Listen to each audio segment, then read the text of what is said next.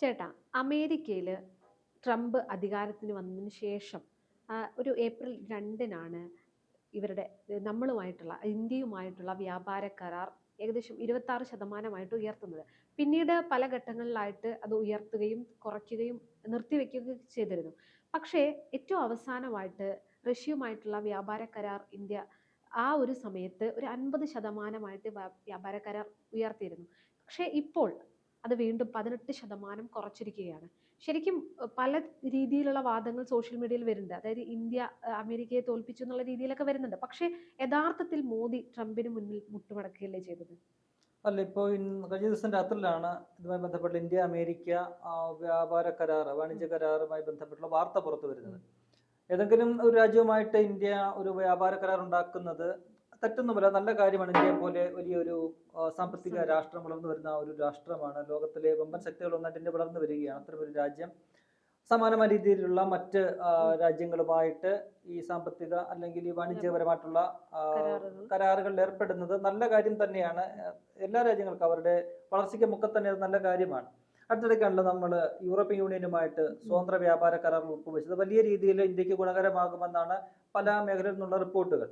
അപ്പോൾ അമേരിക്കയെ പോലൊരു രാജ്യവുമായിട്ട് വ്യാപാര കരാറിൽ ഒപ്പിടുന്നത് വലിയ തെറ്റൊന്നുമല്ല. പക്ഷേ അത് ഇന്ത്യ അത്തരം ഒരു വലിയൊരു കാര്യത്തിലേക്ക് നീങ്ങുമ്പോൾ വലിയൊരു പ്രഖ്യാപനം അത് നടത്തേണ്ടത് ഇന്ത്യയിൽ നിന്നുമാണ്. അത് അറിയേണ്ടത് ഇന്ത്യയുടെ ഒരു പ്രധാനമന്ത്രിയാണ് അത് പ്രഖ്യാപിക്കേണ്ടത്.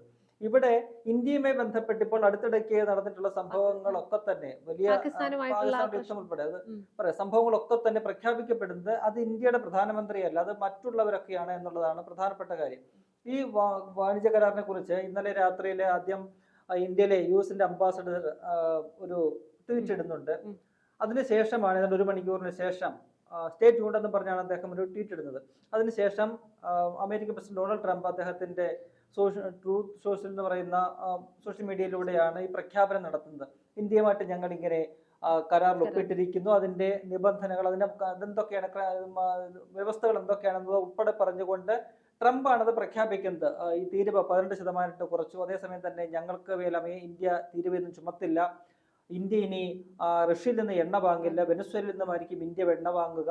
അത്തരത്തിലുള്ള പ്രഖ്യാപനങ്ങൾ, അതെ, അതാണ് വിഷയം. ഇന്ത്യയുടെ കാര്യങ്ങളൊക്കെ പ്രഖ്യാപിക്കുന്നത് അമേരിക്കയാണ് എന്നുള്ളതാണ്. ഇപ്പോൾ രണ്ട് രാജ്യങ്ങൾ തമ്മിലുള്ള ഒരു ചർച്ചയുടെ അടിസ്ഥാനത്തിൽ ഒരു കരാർ വരികയാണെങ്കിൽ അത് രണ്ട് രാഷ്ട്രം ചേർത്ത് പ്രഖ്യാപിക്കേണ്ടതാണ്. ഇവിടെ ഇന്ത്യ വലിയൊരു ശക്തിയായിട്ട് ഇവിടെ നിൽക്കുമ്പോൾ തന്നെ ഇന്ത്യയുമായി ബന്ധപ്പെട്ടുള്ള പ്രഖ്യാപനങ്ങളൊക്കെ അമേരിക്കൻ പ്രസിഡന്റ് നടത്തുകയാണ്. ഇപ്പോൾ നമുക്കറിയാം, അടുത്തിടയ്ക്ക് ഓപ്പറേഷൻ സിന്ദൂർ എന്ന് പറയുന്ന ഒരു യുദ്ധം, ഒരു ചെറിയ യുദ്ധം പാകിസ്ഥാനോട് നടന്നു. പഹൽഗാം കൂട്ടക്കൊലയ്ക്ക് പിന്നാലെയാണ് നടന്നത്.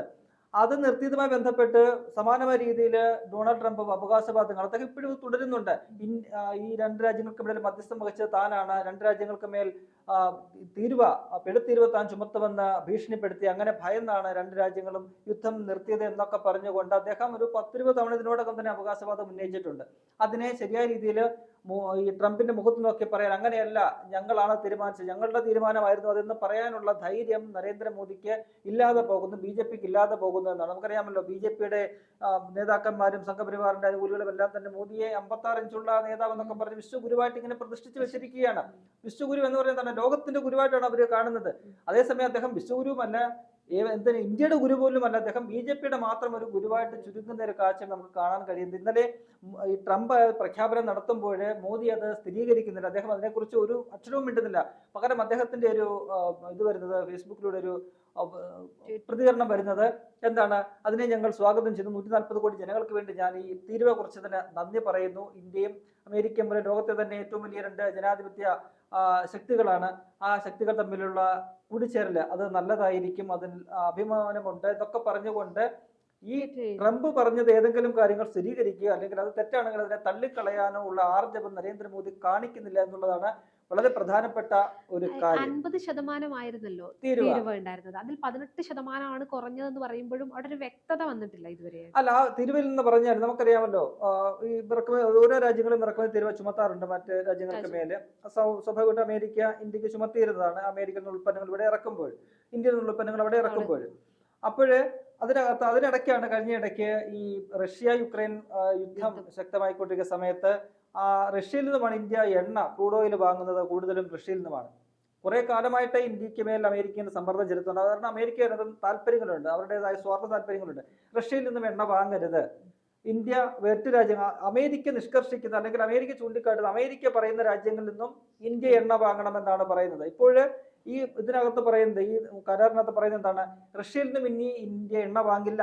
ട്രംപ് അങ്ങ് പറയുകയാണ്, തീരുമാനിക്കുകയാണ്, പ്രഖ്യാപിക്കുകയാണ്. പകരം വെനിസ്വലയിൽ നിന്ന് എന്താണ് വെനിസ്വലയുടെ പ്രധാന പ്രത്യേകത എന്താണ്? അടുത്തിടയ്ക്കാണ് അവിടുത്തെ സർക്കാരിനെ അട്ടിമറിച്ചുകൊണ്ട് അമേരിക്ക അവിടെ സ്വാധീനം നേടിയെടുത്തത്. അവിടെ നമുക്കറിയാമല്ലോ, ക്രൂഡ് ഓയിലിന്റെ ഒരു രാജ്യമാണ്, അത് വലിയ ശേഖരമുള്ള രാജ്യമാണ് വെനിസ്വല എന്ന് പറയുന്നത്. അവരുടെ സമ്പത്തിന്റെ നല്ലൊരു ഭാഗം അതാണ്. അത് കണ്ടുവെച്ചുകൊണ്ടാണ് ആ രാജ്യം പിടിച്ചെടുത്തത് അവര്. അവിടെ നിന്ന് ഇപ്പോൾ എണ്ണ വാങ്ങുമെന്ന് പറഞ്ഞാൽ അത് സംരക്ഷിക്കപ്പെടുന്ന ആരുടെ താല്പര്യമാണ്? അമേരിക്കയുടെ താല്പര്യമാണ്, ട്രംപിന്റെ താല്പര്യം. അപ്പോൾ അവർക്ക് അനുകൂലമായിട്ടുള്ള കാര്യങ്ങൾക്ക് ഇന്ത്യ വഴങ്ങി കൊടുക്കുന്നു. അപ്പോൾ എന്താണ് പ്രധാനമന്ത്രിക്ക് പറയാൻ കഴിയാത്തതാണ്? ഈ 56 ഇഞ്ചുകാരൻ എന്താണ് പറയാൻ കഴിയാത്തത്? അങ്ങനെയല്ല, ഞങ്ങൾക്ക് ഇഷ്ടമുള്ളിടത്തു നിന്നും എണ്ണ വാങ്ങും, ഓയിൽ വാങ്ങും എന്ന് പറയാനുള്ള ആർജവം മോദിക്ക് കാണിക്കാൻ കഴിയുന്നത്. അതാണ് കോൺഗ്രസ് ഉൾപ്പെടെ ചൂണ്ടിക്കാട്ടുന്ന പ്രധാനപ്പെട്ട കാര്യം. അദ്ദേഹം വിശ്വഗുരുവായിട്ടൊക്കെ ചമഞ്ഞിട്ട് ഇത്തരത്തിൽ ഇന്ത്യയുടെ കാര്യങ്ങളിൽ മറ്റുള്ളവർ ഇടപെട്ടുകൊണ്ട് ഇന്ത്യയുടെ തീരുമാനങ്ങൾ മറ്റൊരു രാജ്യത്തിന്റെ നേതാവ് പ്രഖ്യാപിക്കുമ്പോൾ, തലവൻ പ്രഖ്യാപിക്കുമ്പോൾ മോദിക്ക് മിണ്ടാട്ടമില്ല. അദ്ദേഹം നമുക്കറിയാമല്ലോ, പണ്ട് മുതലേ അമേരിക്ക ഒരു ലോക പോലീസ് ചമയുന്ന ഒരു കാഴ്ച നമുക്ക് കാണാൻ കഴിയുന്നുണ്ട്. നമുക്കറിയാം 2004 മുതൽ 2014 വരെ ഇന്ത്യ ഭരിച്ച UPA സർക്കാർ, പ്രധാനമന്ത്രി മൻമോഹൻ സിംഗ്, അന്ന് അമേരിക്കയിൽ പറയുന്ന പോലെ ഒബാമ ഉൾപ്പെടെയുള്ളവരാണ് പ്രസിഡന്റായിട്ടിരുന്നത്. പക്ഷെ അവരൊന്നും തന്നെ ഇന്ത്യയുടെ അത്തരത്തിലുള്ള രീതിയിൽ കാണിച്ചിട്ടില്ല. നിൽക്കേണ്ടടുത്ത് നിലയ്ക്ക് നിർത്താനായിട്ട് ഇന്ത്യക്ക് കഴിഞ്ഞിട്ടുണ്ട്. ഇവിടെ എന്താണ് ഈ മോദി വിശ്വഗുരുവാണ്, വലിയ സംഭവമാണെന്നൊക്കെ പറഞ്ഞ് പാടി പുകഴ്ത്തുന്നവർ ഇതിനെക്കുറിച്ച് കമാന്ന് അക്ഷരം മിണ്ടുന്നില്ല. മനസ്സിലല്ലേ? മോദി അത് സ്ഥിരീകരിക്കുന്നില്ല, അല്ലെങ്കിൽ അതിനെ തള്ളിപ്പറയാനുള്ള ആർജവം കാണിക്കുന്നില്ല. എന്തുകൊണ്ട് അങ്ങനെ പറയാൻ പറ്റുന്നില്ല? നിങ്ങൾ പറയുന്നിടത്ത് ഞങ്ങൾ വാങ്ങില്ല. ഇന്ത്യ എവിടെ നിന്ന് വാങ്ങണം എന്നുള്ളത് അമേരിക്കയല്ലല്ലോ തീരുമാനിക്കേണ്ടത്. അപ്പോൾ ഇന്ത്യയുടെ പരമാധികാരം അടിയറ വെക്കുകയല്ലേ അമേരിക്ക. അപ്പോൾ പിന്നെ ഇവിടെയാണ് ഇതിനകത്തൊരു വിജയം വരുന്നത്. ഈ പറയുന്ന പോലെ റഷ്യയിൽ നിന്നും എണ്ണ വാങ്ങുന്നത് നിരോധിക്കാൻ വേണ്ടിയിട്ടാണ് ട്രംപ് ഈ പറയുന്ന പോലെ ഒരു പിഴത്തീരുവ ഇന്ത്യക്ക് വേണ്ടി ചുമത്തിയിരുന്നത്. നമുക്കറിയാമല്ലോ, ചൈന ഉൾപ്പെടെയുള്ള പല രാജ്യങ്ങൾക്കും മേലെ 100, 120, 150 ഒക്കെ ചുമത്തിക്കൊണ്ടിരുന്നു. അതിന് ചൈന തക്ക മറുപടി കൊടുത്തു. 50 അങ്ങോട്ട് ഇടുകയാണെങ്കിൽ തിരിച്ച് ചൈന 100 അങ്ങോട്ടിടും. അങ്ങനെ തിരിച്ച് മറുപടി ഇവരുടെ കുപ്പേര് പോലെ അങ്ങനെ കൊടുത്തുകൊണ്ടിരുന്നത്. അങ്ങനെയാണ് ഇന്ത്യക്കും 25% പിഴത്തീരുവ ചുമത്തിയത്, ഈ റഷ്യയിൽ നിന്നും എണ്ണ വാങ്ങരുത് എന്നുള്ള ഒരു ഉപാധിയുടെ പുറത്ത്. പക്ഷെ ആദ്യം ഇന്ത്യ കേട്ടിരുന്നില്ല. ഇപ്പോൾ അത് ആ പിഴത്തീരുവ പിൻവലിച്ചു എന്ന് പറയുമ്പോൾ അത് ഇന്ത്യ അംഗീകരിച്ചു എന്നാണ് നമുക്ക് മനസ്സിലാക്കേണ്ടത്. അപ്പോൾ അതിനകത്ത് മോദിയും BJP ഭരണകൂടവും ട്രംപിന് അടിയറ വെച്ചിരിക്കുന്നു എന്നാണ് നമുക്ക് മനസ്സിലാക്കാൻ കഴിയുന്നത്. ഒപ്പം തന്നെ ഇതിന്റെ കൂടുതൽ ഈ കരാറുമായി ബന്ധപ്പെട്ടുള്ള വ്യവസ്ഥകളൊക്കെ തന്നെ കൂടുതൽ പുറത്തു വരണം. നേരത്തെ ഈ ഇന്ത്യ അമേരിക്ക കരാറ് നടപ്പിലാക്കാതെ പുതിയ കാർഷികോൽപ്പന്നങ്ങളുമായി ബന്ധപ്പെട്ട്, പാലുൽപ്പന്നങ്ങളുമായി ബന്ധപ്പെട്ടുള്ള എന്തൊക്കെ പ്രശ്നങ്ങളാണെന്നാണ്, തർക്കങ്ങളായിരുന്നാണ് മനസ്സിലാക്കാൻ കഴിയുന്നത്.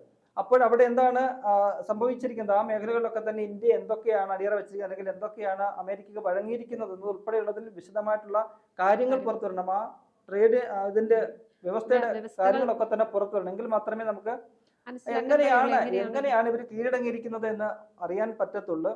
ഇന്നലെ ഇപ്പോൾ നമ്മൾ പാർലമെന്റിൽ കണ്ടല്ലോ, മറ്റൊരു സംഭവവുമായി ബന്ധപ്പെട്ട് ഭരണപക്ഷം തന്നെ വലിയ പ്രതിഷേധം ഉണ്ടാക്കുകയൊക്കെ ചെയ്തൊരു കാര്യം കണ്ടു. അവിടെയും മോദിയുടെ 56 ഇഞ്ച് ചുരുങ്ങി പോകുന്ന ഒരു കാഴ്ച നമ്മൾ കണ്ടു. രാഹുൽ ഗാന്ധിക്ക് മുന്നിൽ രാഹുൽ ഗാന്ധി ഒരു ചോദ്യം ചോദിച്ചപ്പോൾ അതിന് മുന്നിൽ ചൂളിപ്പോകുന്ന ഒരു കാഴ്ച നമ്മൾ കണ്ടത്. ഒരു മറുപടി പറയാതെ മോദിയോടെ കുത്തിയിരുന്നു. മറ്റു 2 പ്രധാനപ്പെട്ട മന്ത്രിമാര്, പ്രതിരോധ മന്ത്രിയും ആഭ്യന്തരമന്ത്രിയും രാഹുൽ ഗാന്ധി തുടർച്ചയായിട്ട് ഇങ്ങനെ തടസ്സപ്പെടുന്ന ഒരു കാഴ്ച നമ്മൾ കണ്ടു. അപ്പോൾ ഇന്ന് ഈ ലോക്സഭയിലും ഈ പറയുന്ന പോലെ ഈ വിഷയം പ്രധാനമായിട്ടും ഉന്നയിക്കാനാണ് കോൺഗ്രസ് ലക്ഷ്യമിടുന്നത്. ഇന്ത്യയുടെ പരമാധികാരത്തെ ചോദ്യം ചെയ്തൊരു കാര്യമാണ്. ഇന്ത്യ പ്രഖ്യാപിക്കേണ്ടതാണ്. അത് മോദിക്ക് അതിന് കഴിയുന്നില്ല. ഇന്നലെ ആ ഒരു കരാറിന്റെ പ്രഖ്യാപനം അത് മോദി നടത്തിയിരുന്നെങ്കിൽ അത് വലിയൊരു കാര്യമായിരുന്നു. അതിന് പകരമായിട്ട് ട്രംപ് പ്രഖ്യാപിക്കുന്നു. അതിങ്ങനെ ഓക്കെ, ട്രംപ് പറയുന്നതല്ല ശരിയാണെന്ന് പറഞ്ഞുകൊണ്ട് മോദി അതിനെ ശരിവെച്ചു കൊടുക്കുന്നു. അപ്പോൾ എന്താണ് ഇന്ത്യക്ക് അവിടെ റോൾ എന്താണ് ഉള്ളത്? ഇന്ന് ഇപ്പോൾ രാവിലെ ആണെന്ന് തോന്നുന്നു കേന്ദ്ര വാണിജ്യമന്ത്രി പീയൂഷ് ഗോയൽ ട്രംപിന്റെ ട്വീറ്റ് സ്ഥിരീകരിക്കുന്നുണ്ട്. അപ്പോൾ അതൊക്കെ ശരിയായിരുന്നു. അപ്പോൾ എന്തൊക്കെയാണ് വ്യവസ്ഥകൾ, എന്തൊക്കെയാണ് അടിയറ വെച്ചിരിക്കുന്നത് എന്നുള്ളത് വളരെ പരമപ്രധാനമായിട്ടുള്ള ഒരു കാര്യമാണ്. ഇനിയിപ്പോൾ അമേരിക്ക പറയുന്നതിനൊത്ത് തുള്ളി അവരുമായിട്ടൊരു വ്യാപാര വാണിജ്യ കരാറിൽ ഇന്ത്യ ഒപ്പിട്ടിരിക്കുകയാണോ എന്നത് നമുക്ക് വരും ദിനങ്ങളിൽ മാത്രമേ അറിയാൻ കഴിയൂ. അങ്ങനെയാണെങ്കിൽ ഈ പറയുന്ന മോദിയും കൂട്ടരും ഇന്ത്യയെ, അമേരിക്കയ്ക്ക് അടിയറ വെച്ചു ഇന്ത്യയെ നശിപ്പിച്ചിരിക്കുന്നു എന്ന് തന്നെ നമുക്ക് പറയേണ്ടി വരും.